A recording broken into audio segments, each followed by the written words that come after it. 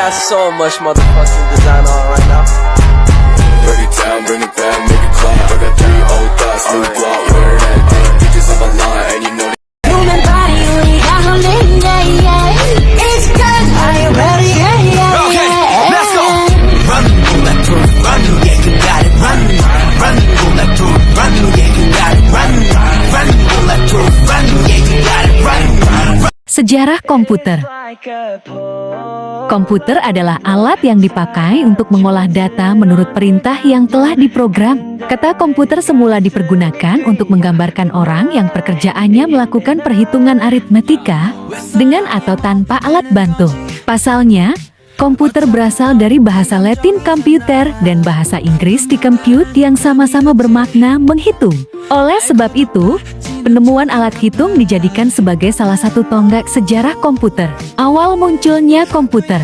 Komputer pertama kali ditemukan pada 1822 oleh seorang ahli matematika asal Inggris, Charles Babbage. Mulanya, Babbage bermaksud untuk menciptakan sebuah mesin hitung bertenaga uap yang dapat menghitung tabel angka.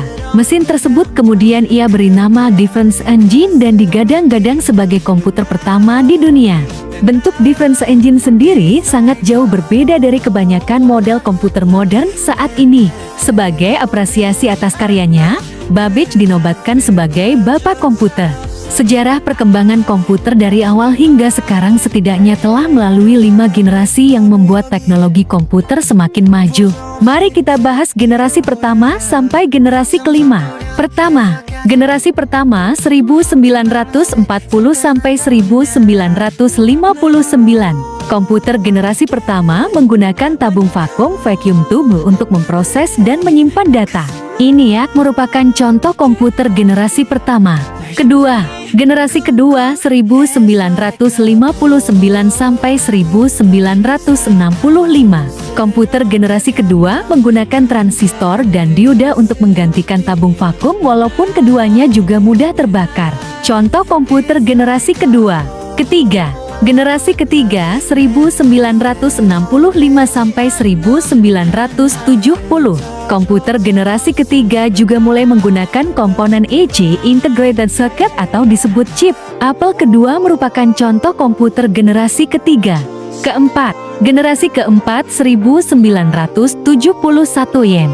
Komputer generasi keempat masih menggunakan EC atau chip untuk pengolahan dan penyimpanan data. Proses pembuatan IC komputer generasi ini dinamakan Very Large Scale Integration VLSI. Contoh komputer generasi keempat. Kelima, generasi kelima.